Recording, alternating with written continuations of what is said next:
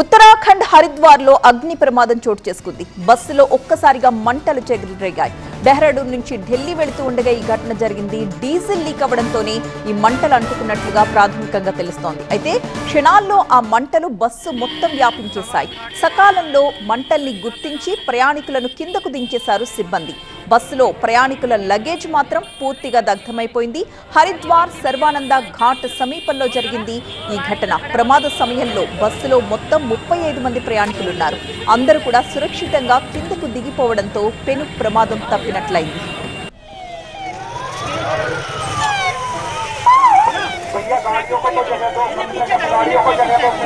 ఉత్తరాఖండ్ హరిద్వార్ లో బస్సు అగ్నికి ఏ విధంగా ఆహుతైపోతుందో మనం విజువల్స్ లో చూడొచ్చు. పూర్తిగా దహనమైపోయింది ఆ బస్సులో చెలరేగిన మంటలు.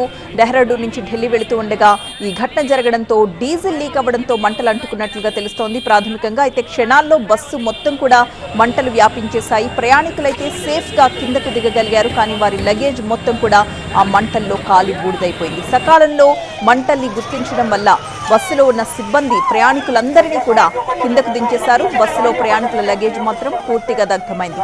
హరిద్వార్ సర్వానంద ఘాట్ సమీపంలో జరిగింది ఈ ఘటన.